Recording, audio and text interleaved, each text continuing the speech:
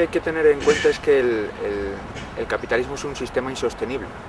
Y es un sistema insostenible fundamentalmente porque tiene una dinámica expansiva. Para sobrevivir necesita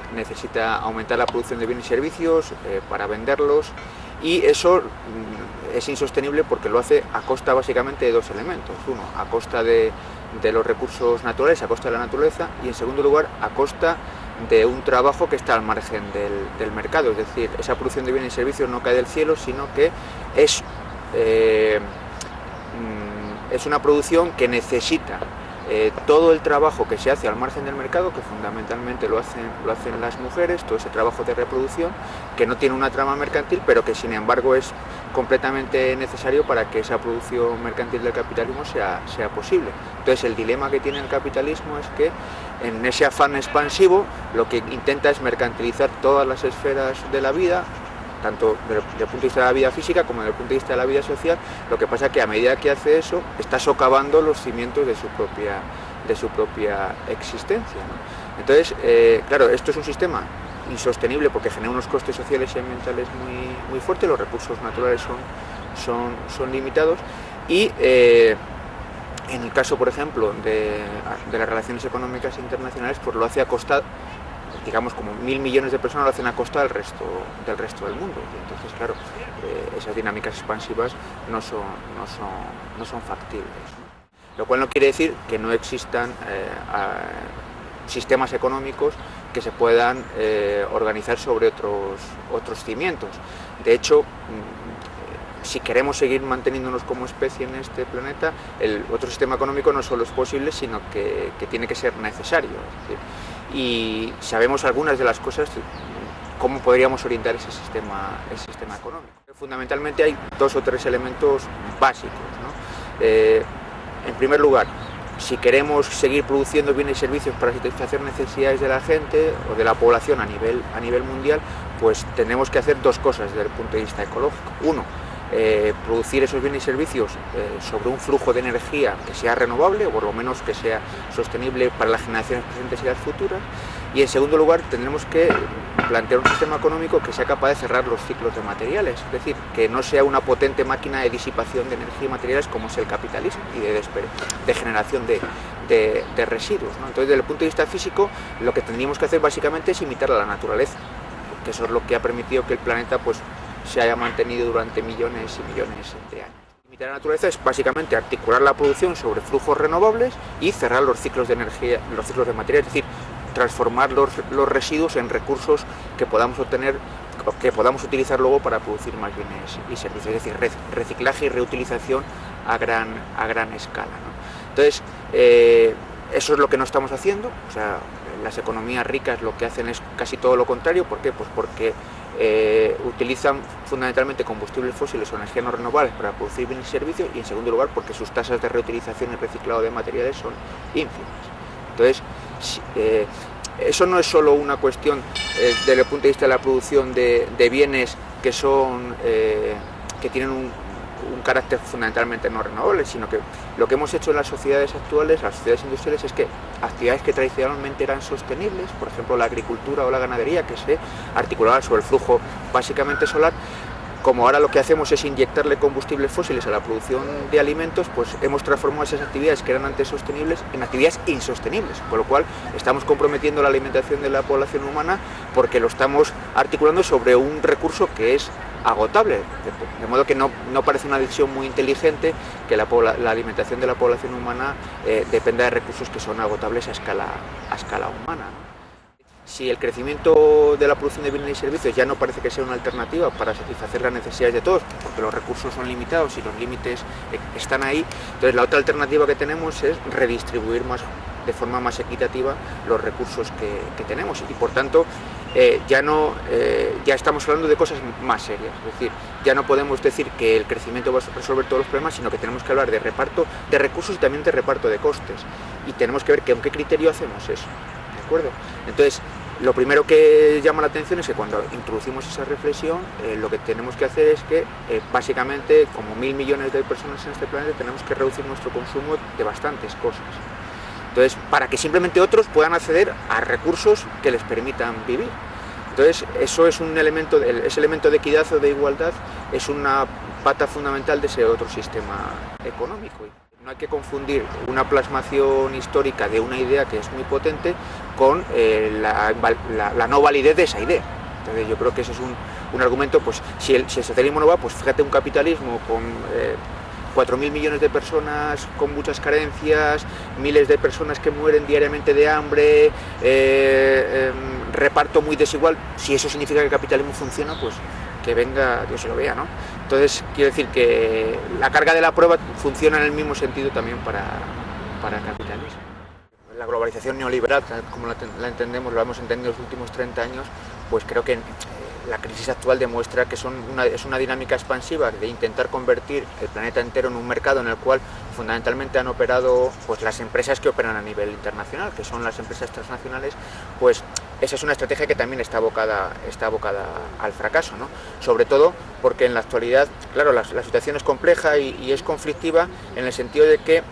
a las empresas transnacionales de los países ricos pues les ha surgido una competencia importante por parte de otros países que quieren tomar o participar de la toma de decisiones a nivel mundial,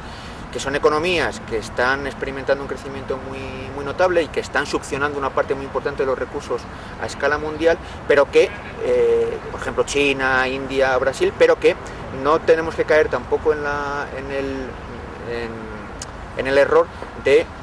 culpar a China, al consumo de China, al consumo de India o al consumo de Brasil de los problemas ambientales que tiene el planeta, porque básicamente eso lo hemos generado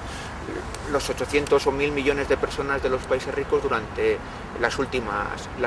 décadas, ¿no? Entonces, yo creo que el ascenso de estos países desde el punto de vista internacional lo que pone de relieve es la necesidad de discutir esas cuestiones de reparto y de equidad que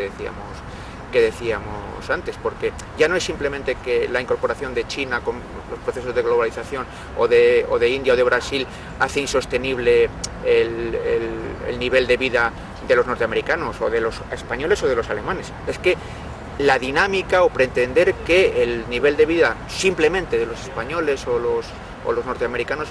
o los alemanes es generalizable en el espacio y en el tiempo tampoco es posible, con independencia de que existieran los chinos, los indios o los brasileños, ¿no? Entonces, cuanto más tardemos en discutir precisamente eso y cuanto más tardemos en reorientar la estrategia de producción de bienes y servicios en esos países, que básicamente es una estrategia de imitación de lo que está ocurriendo, lo que ha ocurrido en los países ricos, pues más difícil será la reconversión. Una parte muy importante del consumo relacionado con la sociedad de la información, con las nuevas tecnologías, etcétera, que hacemos en Europa, en Estados Unidos o en Japón, las economías ricas, se apoya sobre las condiciones muy injustas socialmente y muy degradantes desde el punto de vista ecológico que se dan en estos países, en China, en India, en Brasil, porque es ahí donde se producen la mayoría de los artefactos tecnológicos, desde móviles a ordenadores, a pantallas de televisión, etcétera, que luego utilizamos de manera masiva en los países ricos. De hecho, si no fuera porque los costes, somos capaces de externalizar los costes sociales y ambientales a esos países, pues difícilmente el precio de los móviles o el precio de los ordenadores o el precio de la mayoría de los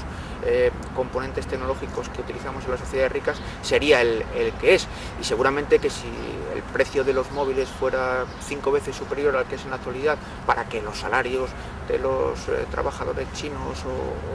o indios fuera superior, fuera más digno y que el impacto ambiental de esas producciones fuera muy inferior, pues el número de móviles y el número de ordenadores en las sociedades ricas no sería el actual, y el número de cambios o rotación en los consumos, que cada vez son más claros en las sociedades ricas, de cambiar el ordenador cada año o los móviles cada 6 o 7 meses, pues no se producirían. Cada vez más el grueso del consumo que hacemos aquí no es simplemente que se apoye sobre recursos de otros o que importemos a precios de ganga materias primas, sino que las condiciones de producción que les imponemos para que los precios sean favorables a nosotros es algo que es completamente necesario para seguir manteniendo este sistema. Entonces, si queremos hablar de justicia o si queremos hablar de sostenibilidad, pues tenemos que hablar de condiciones de producción en esos sitios. Entonces tendremos que hablar de precios que pagamos aquí. Y lo demás, si no entramos en eso, pues estaremos haciendo retórica más o menos bien intencionada, pero no estaremos yendo a la raíz de los problemas. Entonces no es independiente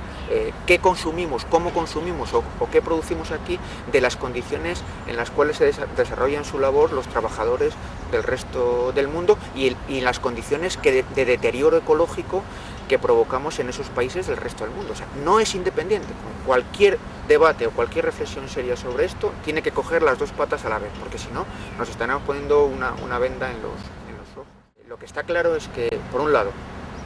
para cubrir ciertas necesidades que todos consideramos básicas, está claro que hay que producir una serie de bienes y servicios, y que esa producción de bienes y servicios pues exigirá energía y recursos naturales. Lo que pasa que una vez, y esto está bastante claro y hay mucha evidencia socioeconómica que lo demuestra, que a partir de un determinado umbral de crecimiento económico, de consumo de bienes y servicios, pues no está claro que mayor consumo de bienes y servicios y por lo tanto mayor extracción de recursos y mayor contaminación esté relacionado con mayor bienestar de la población, que se supone que ese es el objetivo que debemos de intentar satisfacer. Entonces, si eso es así, es más, parece que es todo lo contrario, es decir, se desatan dinámicas que hace que la gente sea más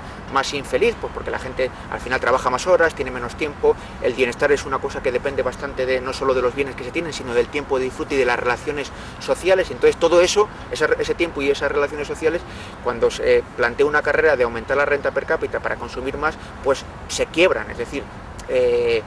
tenemos relaciones de peor calidad y tenemos menos tiempo para disfrutarlas. Con lo cual, si eso es así, ¿qué sentido tiene que los países ricos sigamos empeñados en aumentar nuestra renta per cápita para consumir más, pensando que vamos a tener más bienestar cuando ocurre precisamente lo contrario? Y a la vez, ¿qué sentido tiene hacer eso cuando el coste es que precisamente una parte muy importante de la población mundial no puede acceder ni siquiera a esos niveles mínimos que le permiten cubrir sus necesidades? Lo que está claro es que cuanto mayor consumo material, el consumo material exige energía y materiales para producir esos bienes y esos servicios. Entonces, lo que sí que está claro es que cuanto mayor es ese consumo material, y ese consumo material está asociado a mayor renta per cápita, mayor es el coste ambiental de eso, ¿no? Entonces, eso está completamente, es clarísimo. O sea, la evidencia es demoledora. Entonces, si nosotros queremos plantear la estrategia de crecimiento económico en los países ricos para resolver todos los problemas, para resolver el problema incluso también ambiental o los problemas sociales, lo que estamos desatando son las dinámicas completamente opuestas. Es decir, vamos a empeorar más el medio ambiente y vamos a deteriorar más las condiciones y las relaciones sociales. Bueno, yo creo que la solución, volviendo a lo que decíamos al principio, es que reconvertamos las sociedades industriales o el capitalismo actual hacia modos más ecológicamente sostenibles, y yo creo que lo que tenemos que apostar claramente por esos dos elementos que yo te decía antes, ¿no? Esa recuperar los modos de producción de la naturaleza en lo físico, y esa recuperación de la igualdad, del componente de igualdad y de equidad en lo social. Y eso es lo que desde hace 3 décadas vienen planteando pensadores y economistas muy vinculados a lo que podríamos llamar ecosocialismo, ¿no? Es decir, intentar compatibilizar esas dos ideas, que son ideas fuertes, ¿no? y que si pensamos en serio cómo debería ser el futuro de la humanidad, pues el futuro de la humanidad tendría que tener esos dos componentes, ¿no? Lo que no es factible, y lo que es una utopía además negativa, es pensar que el ritmo actual de desarrollo económico extensible o generalizable al resto del mundo es algo factible o posible. Yo creo que ni siquiera es deseable. Ya no es que no sea factible, sino que tampoco lo considero que sea deseable.